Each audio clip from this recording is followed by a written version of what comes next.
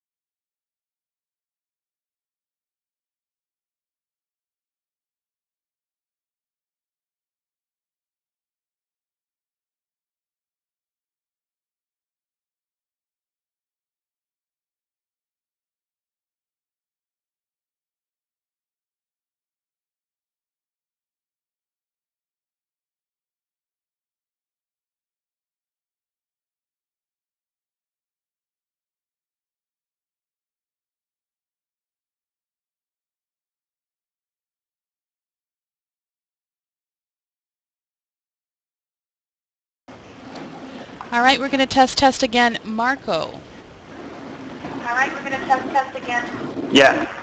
Is it working now? It is.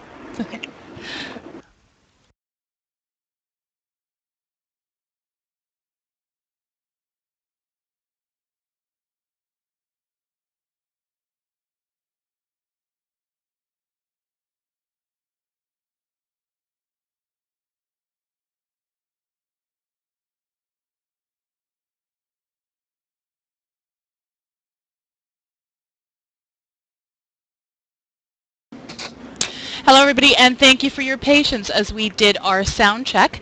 Now we're going to get started with our panel, The Future of VR. And without further hesitation, I'm going to introduce our moderator for today's panel, Karl Krantz. Karl is the founder and chief curator of Silicon Valley Virtual Reality and a UX-focused product designer with a long life passion for virtual reality and virtual worlds. Previous to Silicon Valley Virtual Reality, Karl led Teleris Telepresence Research Labs, an R&D group in a leading telepresence company where he designed high-end, low-latency enterprise video and collaboration tools for Fortune 500 companies. In 2012, Karl made the jump from telepresence to virtual reality and hasn't looked back since. In addition to his efforts to promote and democratize virtual reality through the monthly SVVR meetups and annual SVVR conference and expo, Karl has also several VR-related software projects, including VR Launchpad, a VR desktop environment, and application launcher for the Oculus Rift. So, Karl, welcome. Thank you. That's a great introduction.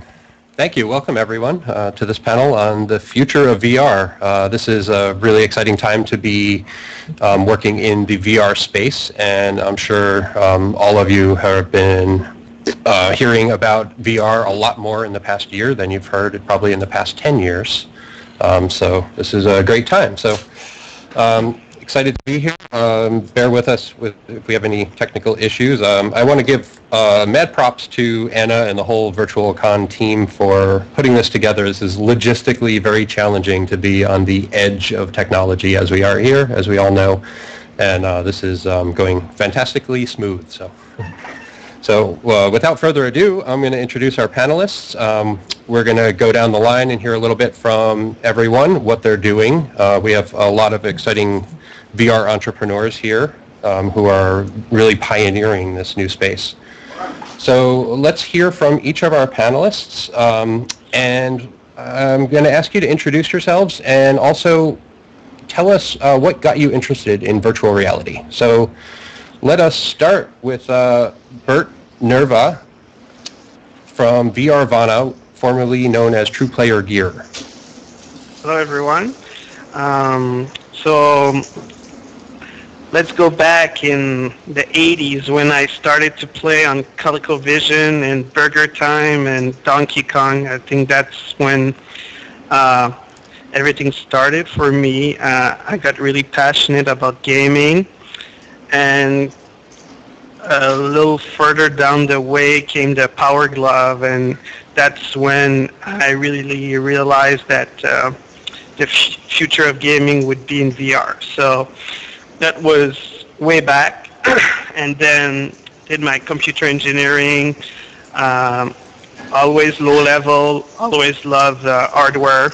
So further down the line, did an MBA. So in 2005, or end of 2004, when the Xbox 360 was announced, that's when I decided to start True Player Gear.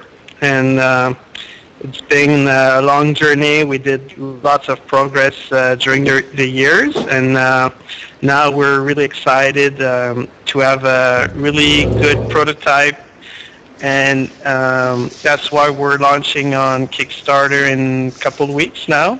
So that's pretty much a long story short for me.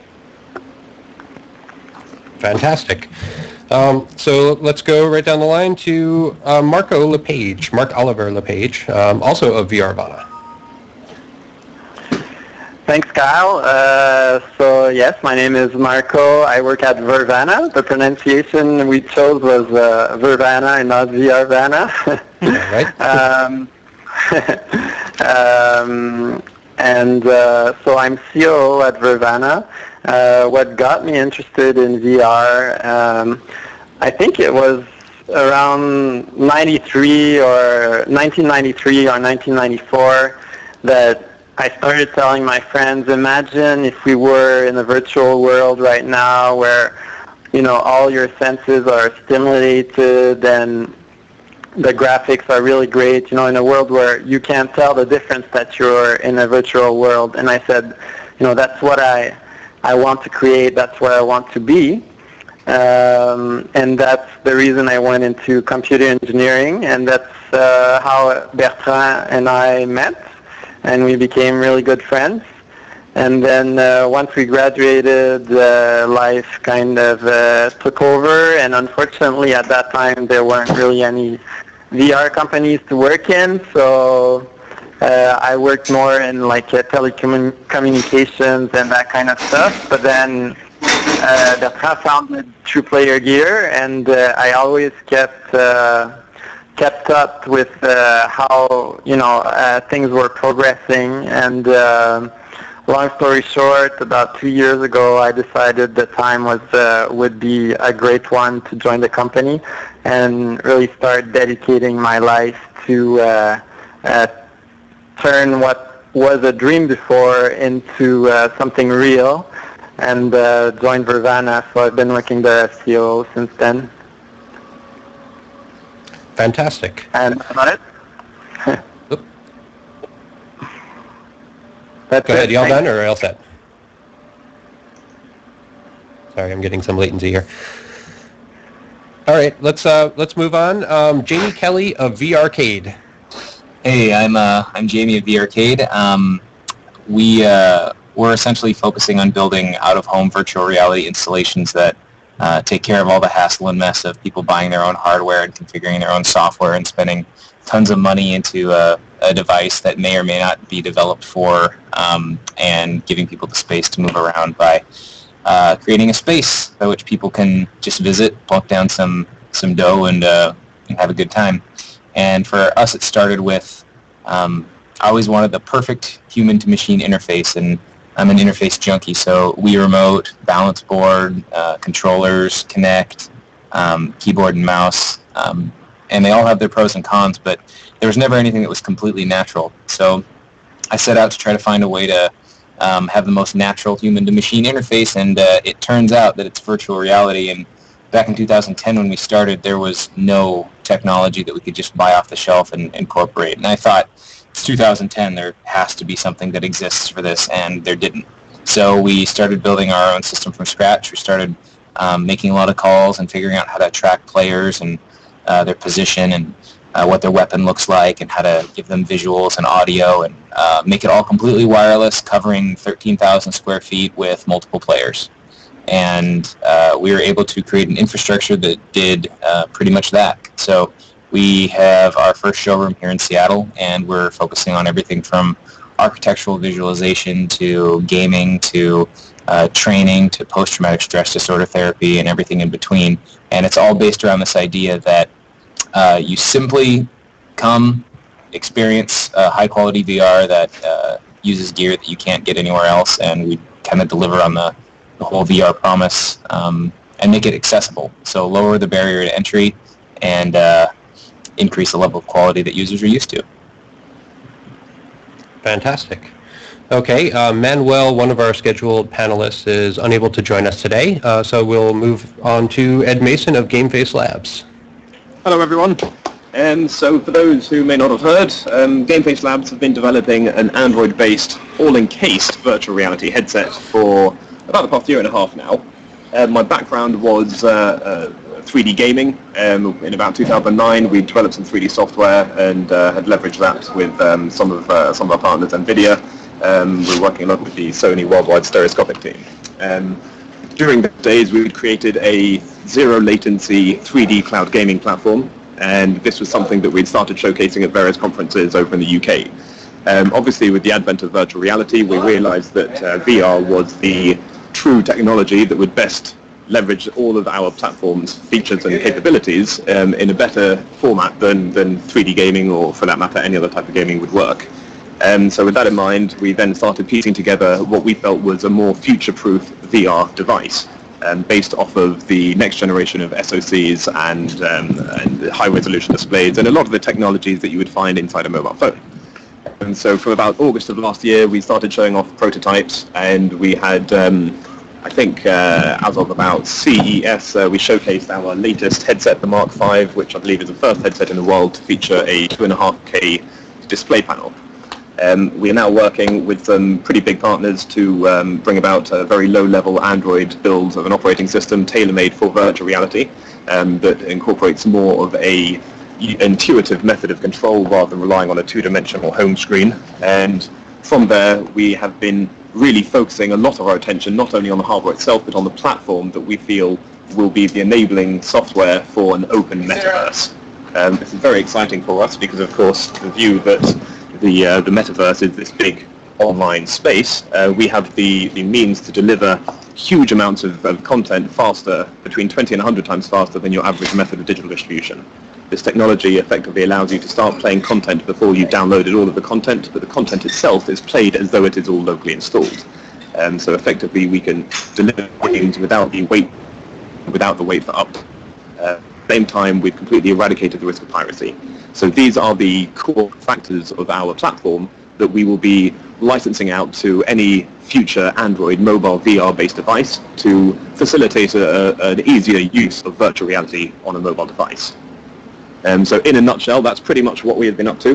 We do have a tremendously exciting piece of news we'll be announcing over at PAX next week, or this week rather. So I would say stand by for that. I can't say too much yet, but yes, it's definitely an exciting time to be in VR.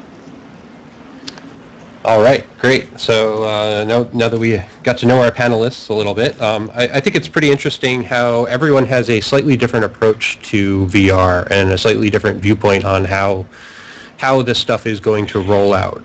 Some of us are, working on out-of-home experiences. Some of us are working on low-price Android-based VR HMDs, and I think we all have a slightly different vision for the future and how VR is going to roll out. I think among this panel, at least, we're all probably in agreement that VR is going to go big fast. But I'd like to hear each of your opinions on how people are going to get exposed to VR. Who it's going to be, beginning with gamers. How are regular people going to get their first introduction to VR? So let's start with Marco from Vrvana. Sure. Well, apart from people maybe attending trade shows where VR gear is currently being showed off, or people who know early adopters who've bought gear ahead of everybody, I think one of the ways people might get introduced to VR is through arcades, good old style arcades. Back in the days, you couldn't buy, all the gear you needed to play games or have a great experience at home. So you went to an arcade. So I think, or a V-arcade, I should say, Jamie. So that's how people are going to get introduced. I think, so shows and events, early adopters, arcades, and then any other segment that VR will get big in. You might use it during a surgery or at the dentist, or there's a whole bunch of other segments where you might discover VR for the first time. Okay, great. So with the mention of VRcade, let's go to Jamie and hear your viewpoint. Jamie? I think that the big challenge is ease of consumption and education on why VR is even worth looking into. And we know that there's a huge community around VR already, but it's not the mainstream. It's not, the same people who play games and mobile games and casual gamers. It's quite a bit different, and Facebook has the potential to change a lot of that. Facebook has the potential, depending on what they do, to really make the Oculus an integral part of social experience, a kind of universally accepted experience. But it all results around kind of taking over your vision and your sound, and until there's some easy way for people to just strap on a headset, it's not going to be as easy as pulling out your phone. So it's going to require, in my mind, a little effort on the user's part all the time. So it's kind of our job as VR promoters, all of us, to make it as easy to consume content as is possible, and to make the content interesting and compelling and something that you can't get anywhere else. And that's a big push for the VRcade, is to make it so that you can go be at the mall, and right next to the restaurant that you're going to eat at, or the movie theater, there's just a VRcade, and you just walk in and you can see the TVs from the outside, and you can see people running around inside, and you instantly know what's going on, and you don't look like a moron doing it, and the content's compelling, and again, low cost. And once they get the taste for that, that's when you sell them Oculus Rifts at the door, or other VR components. And it really, really is going to depend on content, because if it's just a bunch of tech demos, or it's incredibly fatiguing to wear for a long time, that people are just not going to be interested in that. Great. All right, Ed Mason, what are your thoughts on this? I'm afraid to say, gentlemen, my line disconnected and I missed the last few minutes. So if you could please, what was the question, and I will crack on with an answer. Sure. The question is, how are most people going to be introduced to VR? What is the first exposure going to be like as VR gains more mainstream acceptance? Of course. So certainly, it's an interesting stage. At the moment, we have these sort of the core enthusiasts of supporting virtual reality to the best of their ability, but of course we do have this chasm that needs crossing sooner rather than later. With that being said, obviously gamers are the early adopters of these technologies. They're the guys who are willing to strap on a headset to get that extra level of immersion. But with that in mind, the vast majority of people may not be that way inclined to put on a bulky headset or to do a lot of configuration before having ready access to content. So really, I think the first piece of concept that will really grab the most mainstream attention, it will be some sort of live streaming of sporting events. And I think this is something that everyone watches sports, everyone loves sports, and everyone would love to be, let's say, at the 50-yard line at some NFL game. But of course, not everyone has the ability to be there. Now, with virtual reality and with the advancements we're seeing in 360-degree filming, I think this will possibly be the first use that the vast majority of people will hear about VR. Everyone knows VR today is tied to gaming, but certainly it's the implications outside of gaming that will generate the most interest. And with that in mind, I think sporting will be the first one of those. Fantastic. And with companies like Jaunt and their 360-degree camera out there, they're highly visible filming sports events and award ceremonies and everything right now. So I think that's closer than we imagine. Absolutely. All right, Bert? Yes, so I think a lot of people mentioned different use cases, which I totally agree with. One recent event that I found really interesting was the cardboard adapter from Google. I think that's a really easy way for people just to have a glimpse of VR, even though it's not really the best experience because it's not optimized hardware for VR. I think just to see Google Street View in side-by-side with quite, I didn't have the chance to try it myself, but I guess the optics are quite immersive. So I think that's a really good entry point, other than gaming, of course. So that like everyone has a cell phone, so if you can distribute cheap adapters that you can just try it with your phone, I think that could create a momentum for the adoption of VR. I think like a lot of people said before, we have to be careful how we introduce VR, because if we do it the wrong way, then we can burn bridges, and people will if they have a bad experience, they say, "Oh, it's like in the 90s. It won't. This is not a good medium." So I think you have to go step by step, show the potential, and then as content get better, it's going to be a lot easier to move like to dedicated platform like ours or the Android headset and things like that. Great.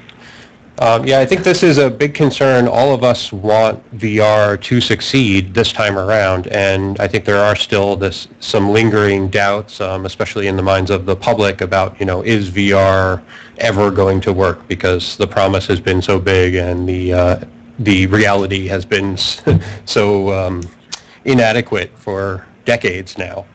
And I think none of us want people to get a bad first impression of VR. So I love that although there are, literally hundreds of people working on VR devices and approaches in software companies right now, everyone is really pushing towards the same thing, which is a good first experience and a good introduction and rollout for everyone. So I think that's fantastic, and it's a very healthy sign for this industry. So there are challenges, so let's go right into what are some of the biggest technical challenges to adoption of VR right now. There's obviously many, so let's dive right into that. Ed, why don't you lead us on that? Technical challenges, I think there are many of them. That being said, they are all being dealt with by some very smart minds, so I think we're going to see some awesome innovations in virtual reality very soon. The biggest technical challenge we at GameFace Labs have encountered was initially before the introduction of Google Cardboard was simply sourcing and persuading developers that Android was a platform to be considered seriously as a contender for virtual reality. I touched upon earlier on in the panel I spoke on earlier that the innovation we're seeing in mobile hardware is far outpacing that of PC and even console. And we're seeing, so the latest Tegra K1 Jetson is an absolute powerhouse of machinery, benchmarked at over 1.5 times the power of PlayStation 3 using only 2 watts of power. So while the very core people that know about the future of this type of technology already understand that Android is a very powerful platform, it's the larger majority of those developers who still see or associate Android gaming with the Flappy Birds or with these very sort of casual gameplay experiences. So I think this is really one of our tricky things, is persuading the world that Android needs to be considered as an open platform for virtual reality. With that in mind, with obviously Google announcing the Google Cardboard and with 50,000 developers downloading the toolkit, that job has become a hell of a lot easier. Right, so it sounds like the challenge is as much a social challenge as a technical challenge. So let's expand the question then as we go on with that. Yeah, that's great. Okay. I'm sorry, Karen. Oh, go ahead. Finish that. I was going to say people obviously associate mobile gaming to be very sort of subpar considering to your today's desktop, but at GameFace we really know that what we're showing off today are proof of concepts, are prototypes, and eventually developer kits. But the time we are at a consumer level, or rather the product will be going out onto the shelves, we're looking to be using the following generation past the K1 of SoCs, which I can guarantee you are truly, truly impressive. They enable 64-bit. There's a whole bunch of enabling technologies that will come with this next generation of SoCs that we're very excited about, which will ultimately and allow people to understand that now Android will support UE4, that it's really, this is something that should be considered with all seriousness.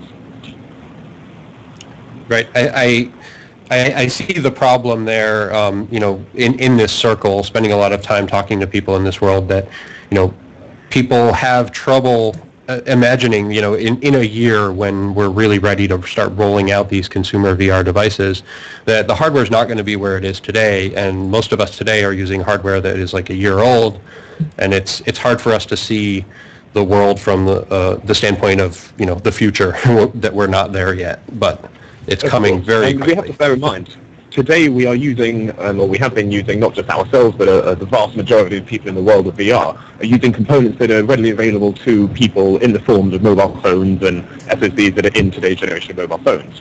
But obviously with the introduction of VR as not a fad, as not a gimmick, we're now getting these larger chaps, people like Bosch, who are now producing HMD specific components, and I think this is really what we want. Maybe a year ago, 2 years ago, people would say there's no reason going above 4K resolution on a mobile phone. Of course, with the introduction of VR, 4K resolution is nowhere near enough. We're really looking at 8K each eye. So this is something that without VR, there was no need to move in that direction. But now, with the interest, the global interest that's happening with VR, all of a sudden the component manufacturers are now considering with all seriousness, right, this is something we actually need to make as a tailor-made device. So as fast and as good as things are now, they're about to accelerate and get a whole lot better and a whole lot faster. It only gets better from here. Yes. All right. Let's go to Bert. Hi. Okay, so I guess the biggest challenge I see is that we're using mobile-specific hardware to do VR, which is not really designed for that because we want to keep costs quite low. So just like a real-life example for us, right now we're using LCD panel because the OLED panel we're waiting for is having delays and things like that. And like most of them are in portrait mode, so I think one of the biggest challenge right now is to convince a big manufacturer to maybe do VR-specific hardware, which is not easy because, even Oculus, which is considered quite a success, they only sold like for maybe 50,000 of their DK2, compared to like if you go see, I don't know, LG, they want millions of them to be sold for them to do like let's say a landscape OLED panel with refresh rate that you need. Right now they're all built for 60 Hertz, so if you want to hit that holy grail of 90 Hertz, it's really a challenge to convince them to invest a big dollar into manufacturing. So I think right now her biggest challenge is like to find the best current hardware that's available, and of course to build a lightweight device, because you want good performance, but you also want something that's comfortable, that you can wear for a long time. So you have challenges in optics. Like, do you want the best optical quality, or you want something good enough that's lightweight? So it's a world of compromise. You cannot build a perfect device. We would love to have to hit every aspect at the highest level, but the truth is you have to find like cheap enough hardware that performs good enough to offer a good experience without breaking the bank. So I think that's our everyday life at Vrvana, is to to find the right balance between technology, weight, comfort, price. That's pretty much it. Right. We're in an interesting industry where there is a lot of high expectations, but there is zero money basically at this point. So it's hard to get people to invest, and almost everything to date has been seed funded through crowdfunding, Kickstarters, or other creative funding strategies, because there is no market yet. There's just this promise of a large market. Mark? Oh, sorry. Yeah, just to finish on that, I think last year, just to give you an example, it was really, like you said, really hard to get funding, and like the Facebook, the Oculus Facebook deal changed that, meaning it's a little bit easier to find money, but it's not at a level that a manufacturer will say, oh sure, they paid $2 billion, so let's start a production line and do VR optimized display. Yeah, absolutely. Marco, would you like to add to that? Sure. Well, obviously, Bert mentioned a lot of great points, and we have these discussions in the office every other day. But I think the holy grail to VR, of course, is presence, and to achieve presence, there are many technical problems to solve. So we talked about the screens. We talked about the lenses, where a bigger field of view will give you more immersion. But as you get into a bigger field of view, you get into other problems, like the screen door effect, etc. So there's all the problem of the tracking. We're trying to crack it using onboard cameras. Other people are using external cameras. I think eventually it'll have to be probably a little bit of both, or maybe body sensors. There's the problem of delay. You have to get your delay as small as possible. So that's a big technical problem, getting your host to be fast enough to output good something that's of good graphical quality, and then there's the whole the actual content. I think there's many challenges there, and just getting the content right for VR. Just as an example, I think everybody knows that if you're moving cameras but the user is not moving, then the experience is not so great. So lots of education to be done with content developers. And then there's the distribution platforms, and so luckily for us, lots of problems still to solve, and that's what makes working in this every day lots of fun. Right. Yeah, I think you raised a really important question or point there, which is educating developers and content creators that this is not just slapping a new peripheral on an existing medium like game development or the web or something. This is a whole new medium, and it requires a whole new approach. All right, so Jamie, let's hear your thoughts on the biggest challenges for the next few years. So in terms of the technical challenges that the rest of the gentlemen have brought up, we're in a unique position where we wanted to eliminate as many of those as possible. And by and large, we have. The downside, of course, is that it's a facility that you have to come to. And it turns out that it's very expensive technology, hardware, and a lot of custom solutions that you need to tie together. But everything from, content development, you know exactly where the user's going to be, you know exactly how much space they have to move, you know exactly what they're going to be wearing. You just have a facility or several facilities or dozens of facilities that need their technology upgraded, and the entire experience gets better, new HMD, new cameras, new processors. So we're able to deal with these challenges that everyone else faces because we're out of the home. but we're taking on a whole bunch of other challenges. Well, for one, multiplayer is a must. We're targeting 8 players at once, and that seems to be something that most in-home VR solutions aren't even beginning to attempt, because we're not just doing 8 players at once over the network. We're doing 8 players at once in the same room. If I have a bat in my hand, I can throw it to you. You can catch it. You can fight zombies with it. It's a real bat, or a plastic bat, but with markers on it.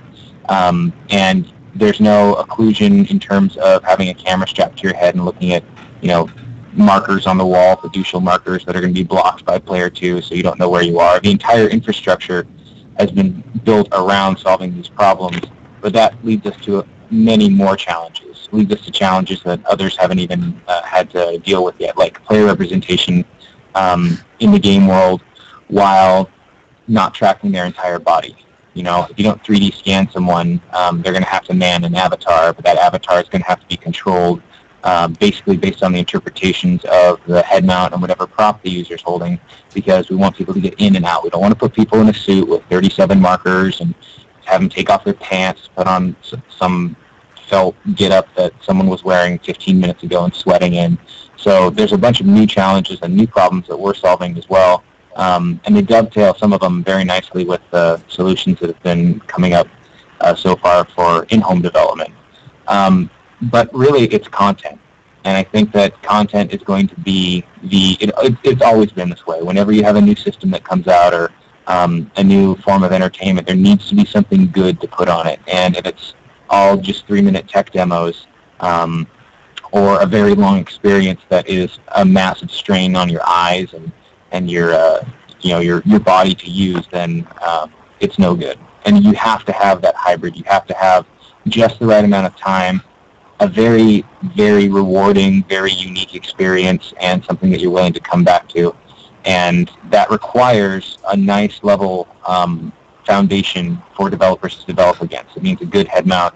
It means a good tracking device for wireless prop tracking. It means being able to sit in the development lab or at home and make content and understand that this is the level of freedom that people are going to be expecting. This is what comes natural to them. And then you can start making the content. So we're just now in the early stages of creating enough development gear to start thinking about creating the experiences that people may want in VR. So we're still very early, and I think that that's going to be a big challenge for a while. But the technical challenges, there's no matter how you slice it, no matter what angle you try to hit this thing from, there's going to be issues, and there's tons of smart, motivated people working on them, and it's a big relief. And new stuff's coming out every day, so I anticipate that a lot of these issues are going to become non-issues very soon, and it's just going to start getting better and better in terms of quality. Fantastic.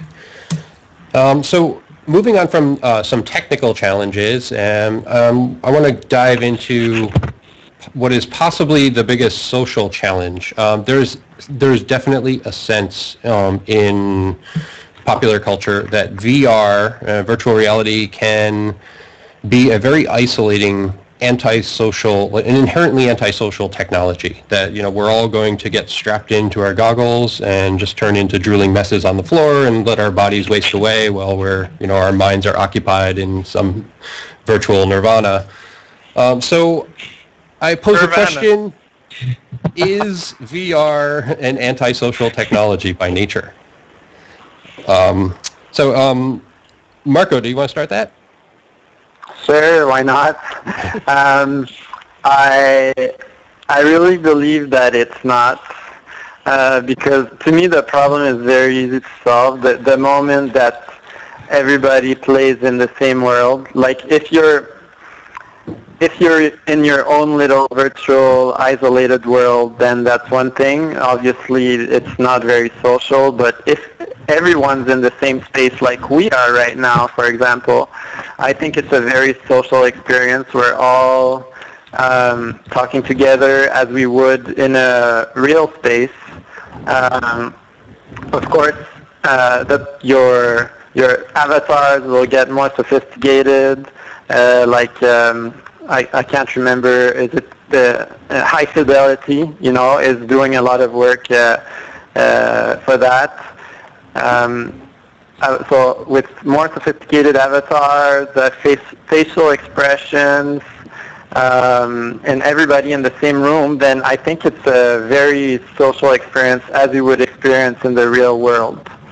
And yeah, that's my view on it. I don't think VR inherently has to be antisocial.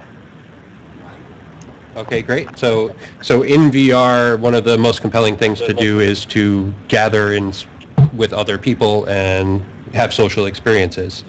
Jamie, do you want to take us in the other direction on that? This is kind of my. I love this question. I think that I mostly love it because my big ambition for VRcade was and is to create the world's first true athletic esport.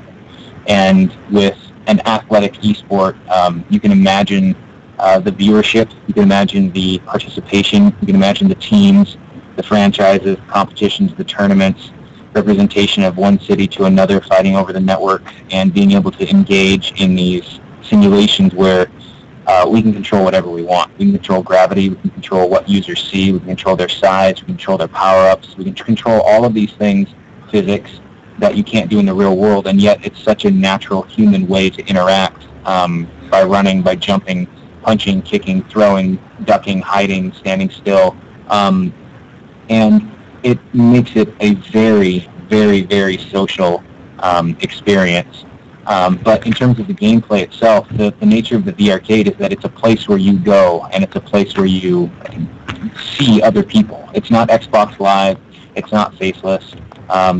You're going to walk into Grid Space 1, and your competitor's going to walk into Grid Space 2, and you're going to both suit up, and you're going to fight each other. And when you're done, you're going to step out, and you can actually shake hands. It's a real person. And you can sit and talk about whatever you want. You can adjust your avatar however you like and come back next Friday night during tournament night. And it becomes a very real thing because at the heart of it, it's like GoldenEye back in the day with multiplayer, sitting on a couch with your friends, except magnified exponentially. And it's something, there's something very unique about playing with people and watching people and being able to relate to what people see. I am a very, very avid gamer, and I don't know if I'm embarrassed to say it, but I look at a game of League of Legends, and I don't know what's going on. Maybe I'm getting old, but I don't know what's happening on the screen. And I've played it a couple times. And if you were to go to your mom and be like, hey, Mom, watch me play League of Legends, she'll be like, are you the purple guy? Are you winning? Are you dead? I don't know what you're doing. Stick her son in there fighting other people, and she understands, like, oh, he's hunting these other real people, and they're hunting him, and I can watch this on my iPad or my iPhone or whatever and understand it. And we can record replays, we can watch from any angle we want, and then you get sponsorship involved and, you know, tournaments and teams, like I said before. So it becomes something like the VRcade would become the center stage for VR, and it would drive awareness. And so when you go home and you kind of train on your own and learn the maps and learn the weapons and stuff, yeah, maybe that experience isn't as social, but VR as a whole does not have to be social or antisocial. It's completely what you do with it. I mean, it's the same thing with the internet, the same thing with TV and movies. It's the same thing with theme parks. There's nothing inherently antisocial about it. So I think that if you promote it with good content and you encourage people to watch and consume, VR can be an amazingly social experience. Great. Couldn't agree more. Ed Mason, is VR inherently antisocial? I would say that no. It's possibly the most social invention we will ever see in our lifetime. And when done correctly, when presence is achieved, this is something that will be able to connect two people on the other end of the world in a manner that they will not have to go and travel there. And I think that more than anything is really, I mean, socialness in its highest form. I mean, why go and visit someone, why bother traveling anywhere if you can virtually represent yourself there and trick yourself or trick your brain into thinking you are actually there? Why even bother leaving? So I think, yes, there's this idea of a persistent metaverse, and something that will, while it's not actually out and apparent at the moment, it's something that will come about and encourage people to be more social, admittedly, by themselves, just in a virtual fashion. So it's an interesting one, and I mean, all we have to do is say, is the internet fundamentally, is that a social experience, or is that very much closed off? And you have to understand, you spend 5 minutes on Reddit alone, and then you will see this is one of the most social places on the internet. It is very indicative of the future of the metaverse that we're about to see. When done correctly, when you can give people the ability to teleport themselves halfway around the world, go talk to their granny or their grandpa, I think that's how VR should be seen and should be considered. This is an enabling technology to allow people all over the world to socialize with people all over the world in a more immersive fashion than before. Fantastic. And Bert, let's hear your opinion on this. I totally agree with Ed. I think when we'll achieve presence, telephone calls or Skype will pretty much be obsolete. If you want to, let's say you're in a business trip and you want to talk with your loved one, you just meet them in VR and maybe in your virtual home where you're used to it and you feel good. And so for me, you will create the same emotion that you would meeting the person in real life. So I really, I don't want to be too long on this because I think people really summed it up. But I really think that, like Jamie said, with technology you can do good, you can do bad. Like television, you can watch soap opera, you can watch documentary or interesting thing. I think VR is the same thing. It's a tool. It depends what you do with it. And I think social will be a huge part of it. And that's why we need to build open source metaverse where everyone can meet without the control of the big corporations. Mm-hmm. And I'd just like to point out one of the comments that was made in the chat by Twisted Willie. I really agree, is that disabled people and any other kind of social outcasts who are outcasts because of their looks will have an opportunity to live a much more social life inside VR than they would get a chance to live inside in the real world. So also a bit like in Ready Player One, where a black girl decides to be a white man in virtual reality. Oh man, spoilers. Everyone should have read that book by now. Yeah. Yes. Yeah. I think it's not really truthful to the story. It doesn't change anything. Spoiler. But I think all of us that have been in the virtual world space for a long time really see this, that virtual worlds and virtual reality as it moves forward really is this great equalizer and can break down barriers, especially for people with disabilities that prevent real world interactions in the same way as everyone else. I'll just add, having done so many meetups over the past year and a half or so and seen so many people trying VR and trying new VR experiences every time, that I believe there really is something inherently social about experiences. And since this is a medium which is about experiences, the first thing when you have a great experience, the first thing you want to do is you want to share that with the people around you or your friends. And then when people share an experience, that actually strengthens the social bond between them. And I believe, as most of the panelists here said, that VR is actually inherently, it's a tool that is inherently social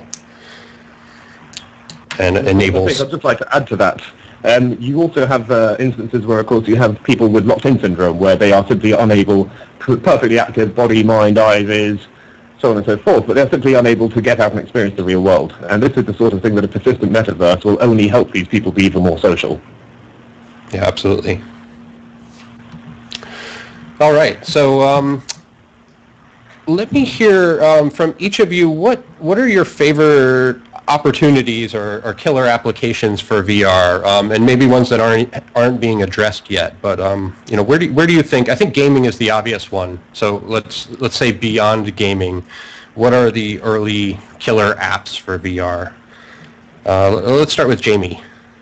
Oh, beyond gaming, Well, there's all sorts of, exciting entertainment type things like virtual tourism would be one with, the whole 3D camera boom and all of that. But our big focus is architectural visualization, but not just visualization, modification. And we've seen a ton of people who are doing stuff inside Unity with the Oculus Rift and being able to, interact with their models. And what we're doing is along those same lines, but in a very, very natural, incredibly robust way where if you're getting a new home design, you're able to go in there with your wife or your kids or whoever, and you all put on a headset and wirelessly walk around your space. But you're moving furniture, you're swapping out fridges, you're moving walls out, seeing what's a good size for you, changing the paint, seeing what it looks like at daytime, what it looks like at nighttime, and it makes this a very interactive, fun, and extremely personal experience by which we can then export all of that information to architects and say, this is exactly what they want. You're going to build 100% of what they want to build, and there's something that feels really, really good about that, but just the nature of being able to walk through and modify a space before it exists, I think is truly one of the killer apps of VR. All right, fantastic. Ed Mason, let's hear from you. What are your favorite killer apps for VR, early successes? Out of gaming, I think it's really this. It's the metaverse. That is really what's going to be the killer app. This ability to connect anyone anywhere immediately in a very immersive fashion.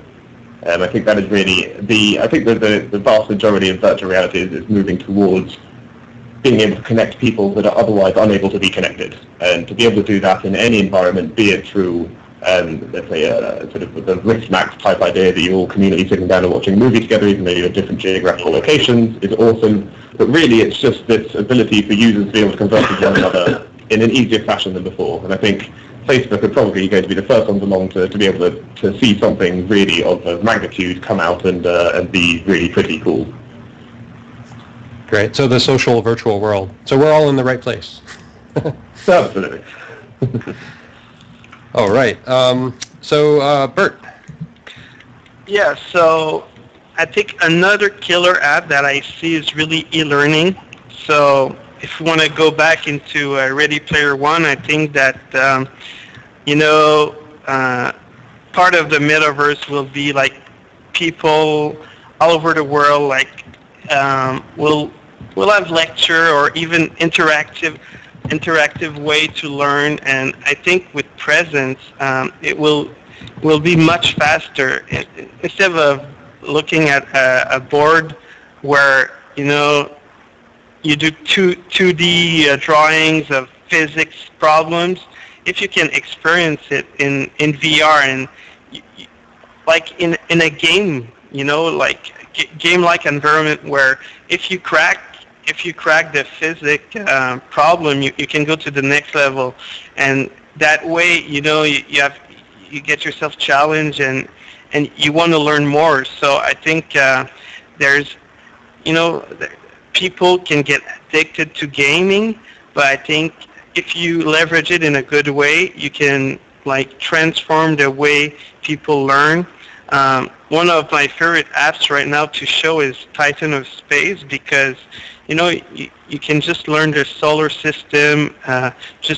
You look into planets, you can see the scale of the planets. That's something that I really appreciate in Titan of Space, to see how big the sun is compared to other planets and things like that. So I think e-learning is going to be another killer app that I see. Great, and I'll just say, being in a position of seeing so many of the VR startups and seeing what everyone is working on, that education is really underrepresented. There's a ton of opportunities there, and not a lot of people going after them so far. So hopefully that will change. Marco, let's hear from you. So we've talked about 3D modeling and architecture. We've talked about the metaverse. We've talked about e-learning, and we're not allowed to talk about games. So, there's medical left. So obviously, and I talked about this earlier. When you're at the dentist, or I saw that there was a surgery that was done recently with less anesthetics because they put somebody in a virtual world that was very relaxing, and so the person got their mind off, completely off the surgery, and I guess it was more pleasant that way. But I kept a really boring killer scenario for the end because I knew everybody would have said the obvious ones.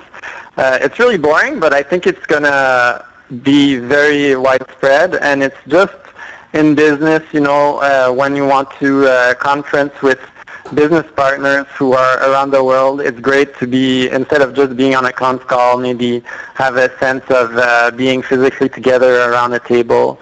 I think that's going to, although a very boring scenario, I think it's going to be used very much. But I think the real killer app here is virtual sex. Once we nail that out, I think it's going to be really a mass market product. I was wondering how long it was going to take to get that answer.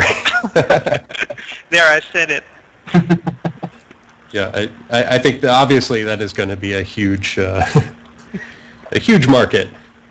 And surprisingly, a lot of people are already working on that, so I'm sure we'll see a lot of progress in that very quickly. All right. So let's go on to kind of a pie-in-the-sky, let's project forward 10 years. Assuming VR is taking off in 10 years, what are people going to be using it for? And this is kind of, let your imagination run wild, and, what would you like to see it being used for, or what's the VR landscape going to be in 10 years if, everything takes off the way that we think it's going to? And let's start with, we lost Ed. So let's start with Bert. 10 years, okay. People say I'm an optimist, so I guess that will show. I think in 10 years, I'm pretty sure like the visual aspect of it will be pretty much nailed out. I think we'll be able to have really good field of view, really good resolution, where it's really hard to see the difference between the real world and the virtual world. Audio is with binaural audio, we're pretty much there.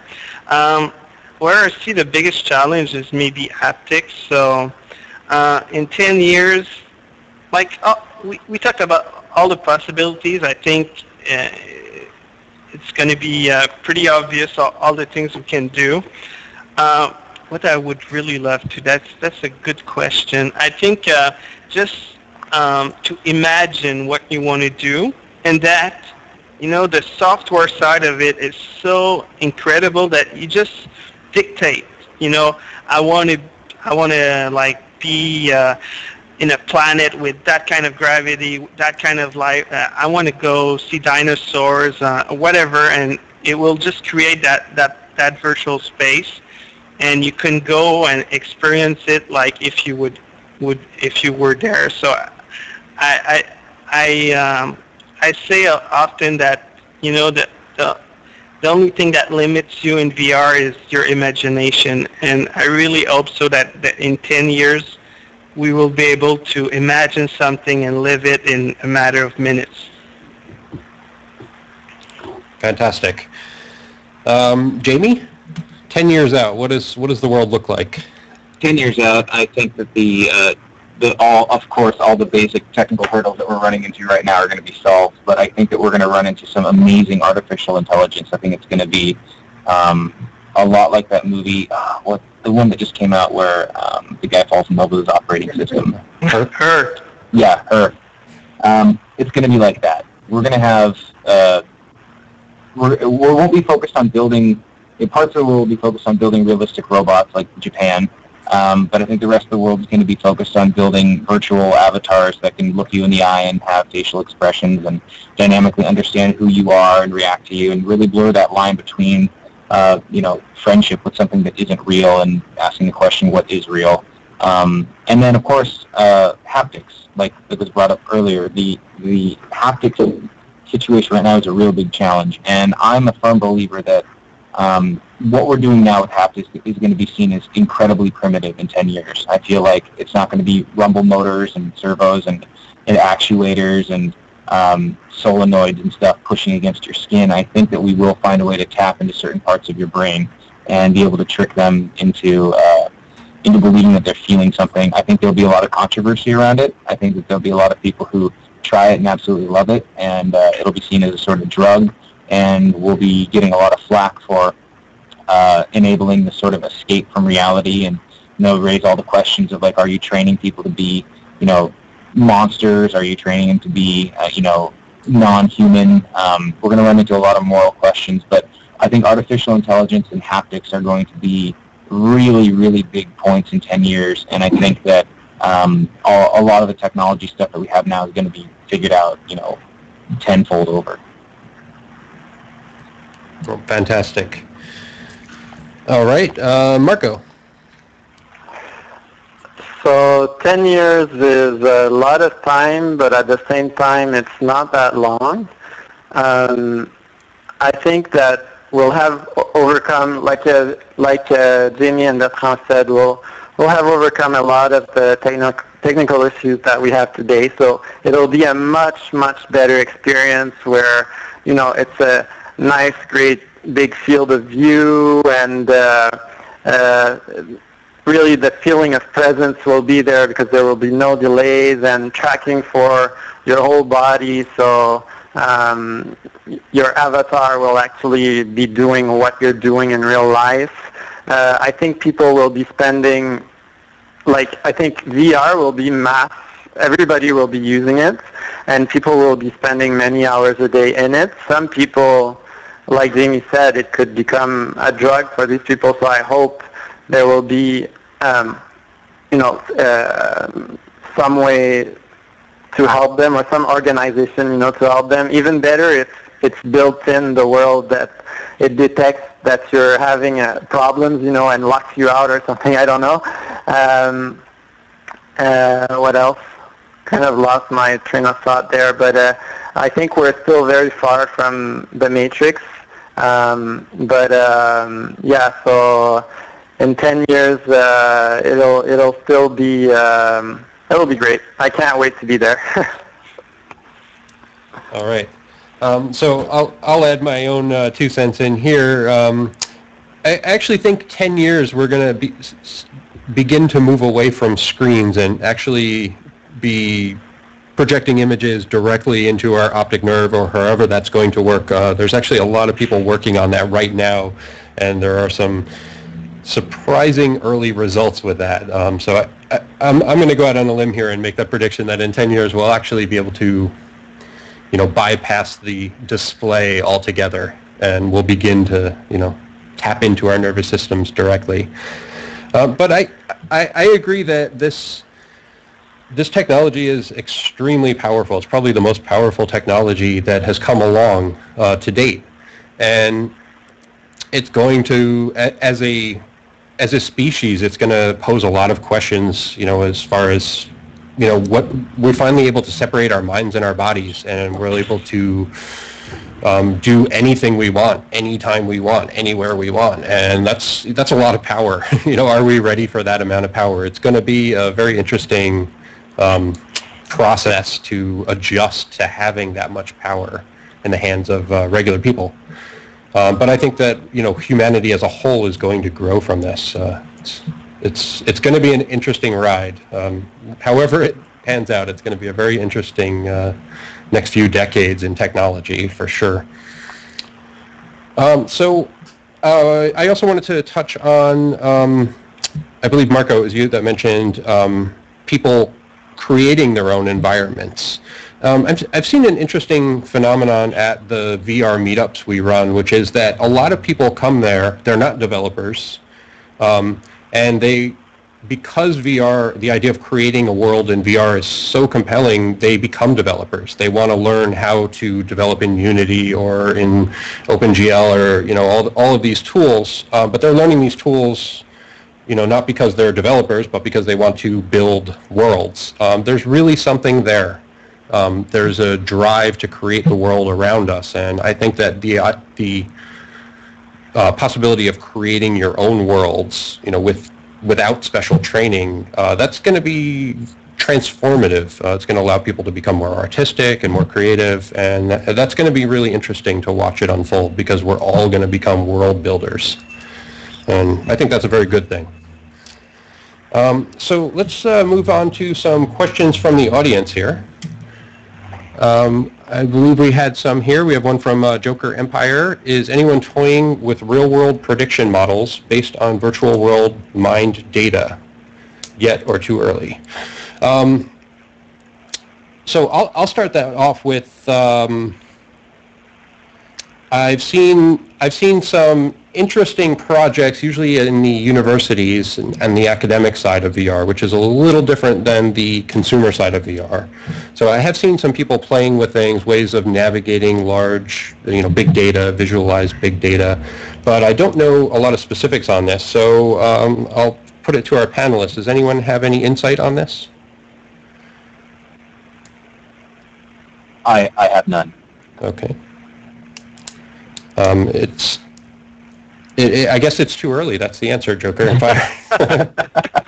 I'm not sure I understand the question. Is it to model model a virtual world based on real world mapping? Like, is that it? I'm not sure. How do you interpret the question? I think I'm interpreting it as visualizing big data and using it to do predictions. I know there's been a lot of visualized data. Oliver Kralos's lab at UC Davis, they're doing a lot of visualized data around geological data, visualizing earthquakes and trying to predict earthquakes, things like that. So I guess that could be one application. Right. Yeah, I'm pretty sure Google must be working on this. We're too hardware related here to. It's mostly a big data software firm that could do that. Yep, we'll keep our eyes out for that. All right, and another question: how will VR be implemented with online retail?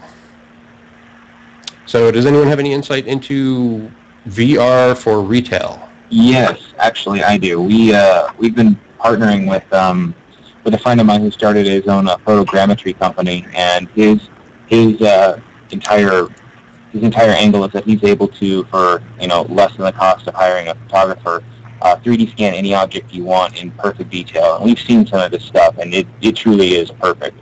So he partnered with us to do a small expo by which the VR gig system was used to hold an object in your hand, and you can rotate it however you want, and you can get information on it on a simple HUD. And it was very, very simple. But the idea of being able to go into a place like a VRcade where there is no inventory, and to be able to look at the entire inventory of, say, Zappos and see every shoe, and to be able to customize every single aspect of that shoe, every shoe, and to kind of recreate that scene in The Matrix where he was like, we need guns, lots of guns, and then all the guns just show up. It'd be something along those lines, but with a real purpose, and it would have to be something that doesn't require like trying on it, assuming you don't have like a full body scan of yourself, which I'm assuming once you get a full body scan of yourself, there's going to be a lot of privacy issues, and people are going to be complaining like, where's my model going after I'm done shopping and all that stuff. But something like pants, clothes, dresses, hairdos, all that stuff is going to be kind of tricky. But if you can give people access to actually see something inside and out, especially inside, being able to have a flyout of how something's assembled and seeing all the components in a very compelling way, in a 3D flyout all around you, and understanding like, yeah, all those components are going to be in the the home theater receiver that I bought, and I can touch on any one and it'll give an explanation of why it's so cool. And there's a million things that you could do with it. And then of course sitting at home using an Oculus, I believe that the simple answer is going to be 3D scan everything on Amazon that's being sold and see it in an Oculus Sphere. There's already some people doing that right now. And I think that it's going to add a lot to the whole live your life in the digital world with a pair of VR goggles on. Fantastic. Anyone else have any insight on this?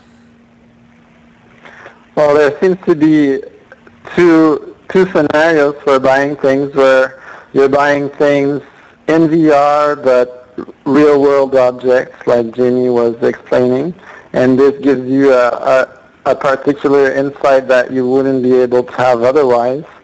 Or you're buying digital goods for VR worlds, and I guess the first temptation to implement shopping in VR might be to just reproduce what we do in the real world, which is, well, we do it less and less, I guess, but still there's a lot of people, who take their car, go to a mall, and then walk around the mall, go into shops, and look at stuff, try it on, buy it.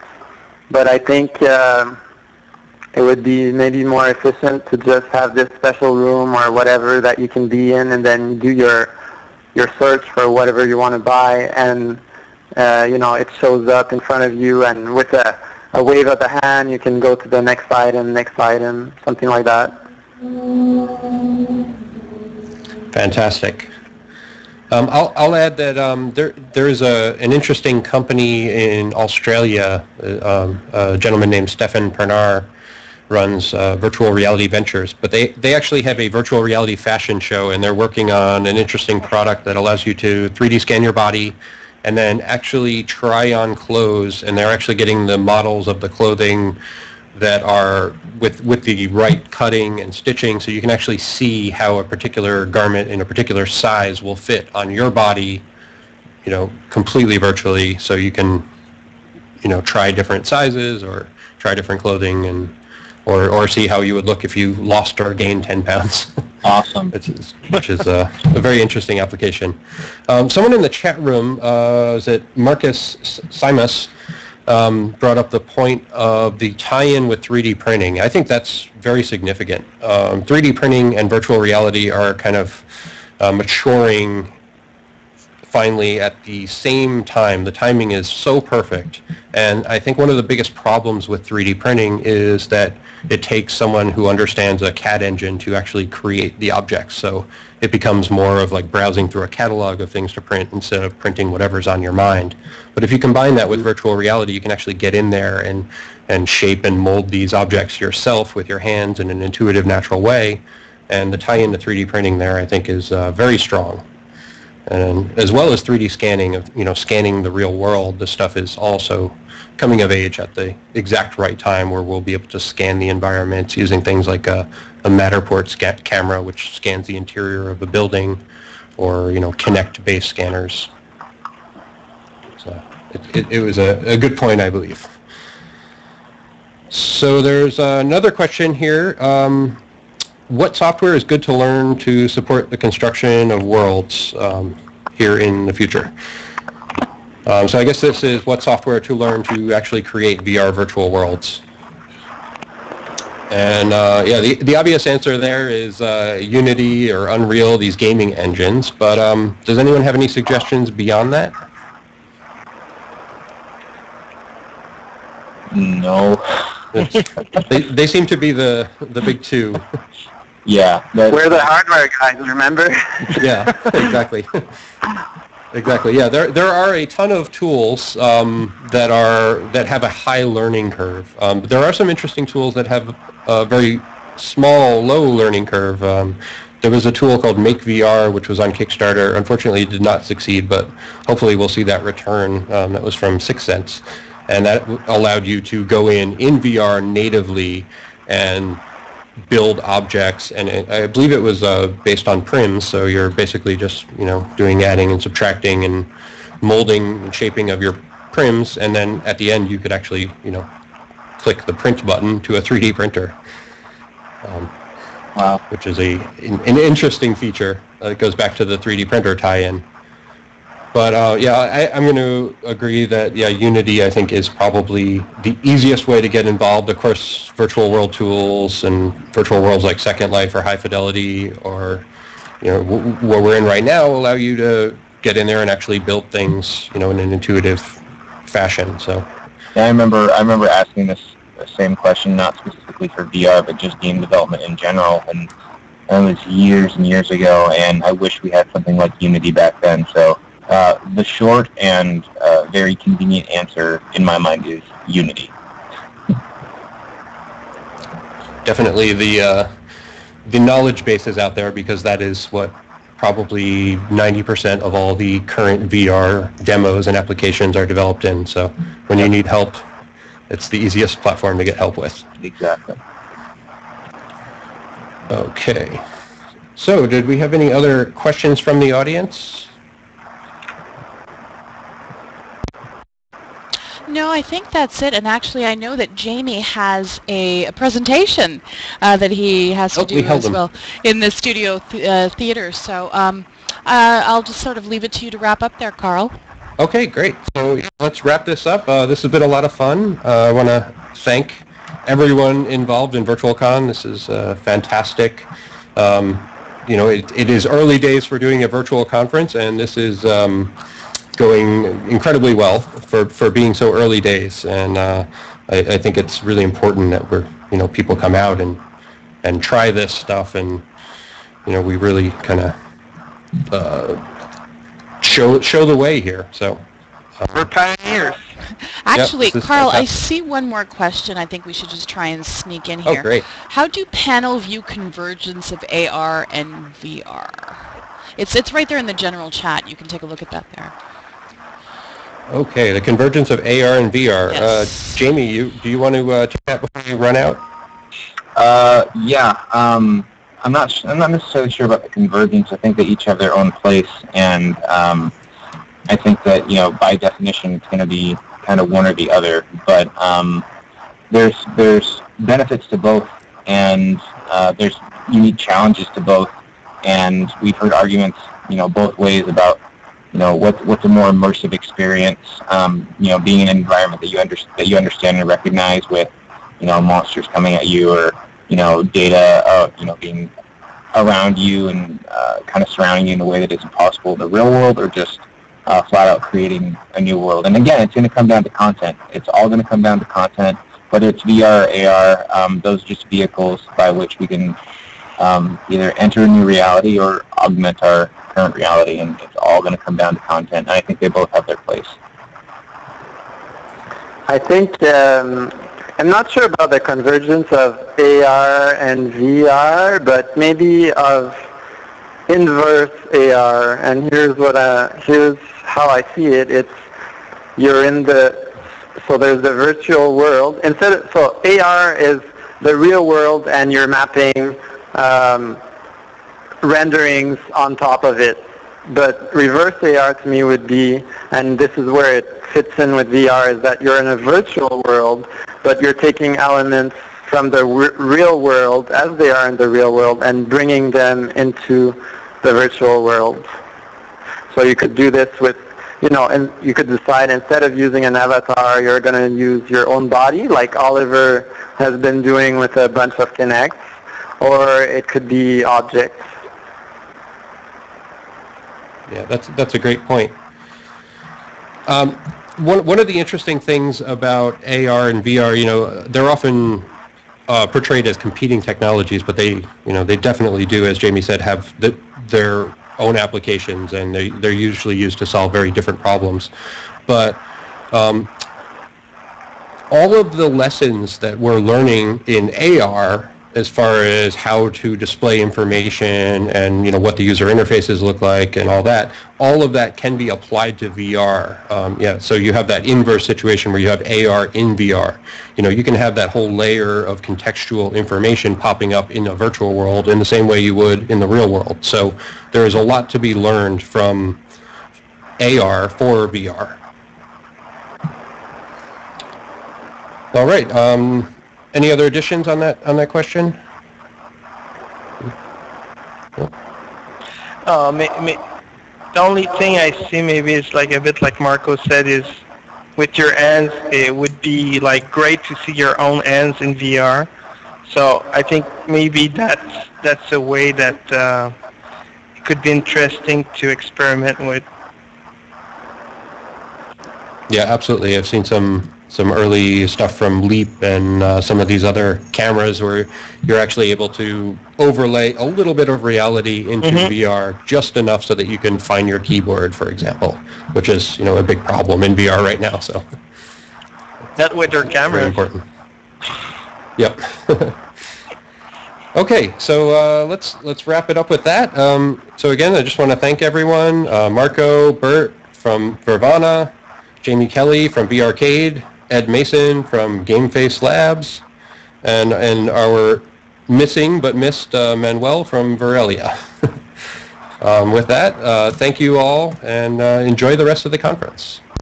Thank you very much, Karl, and thank you, panelists, for a fantastic panel. I know everybody in the audience thoroughly enjoyed that. And I'm hoping that next year, when we are holding this convention on the Curio platform, which is on the Unity engine, that we'll be able to be doing it with some of the hardware that you've been talking about. So that would be kind of really interesting to be able to see that. So I know Jamie, he's got a presentation right away in the studio hall. So Jamie, as soon as we're done here, I'm going to let you go, get over there. So be sure to check that out. It is directly following this. We went a little bit over time, so he'll be in the studio hall. And then following that at 4 p.m. here on this stage, we're going to have a session about crowdfunding strategies presented by Greg Piccinelli, who is a fantastic contributor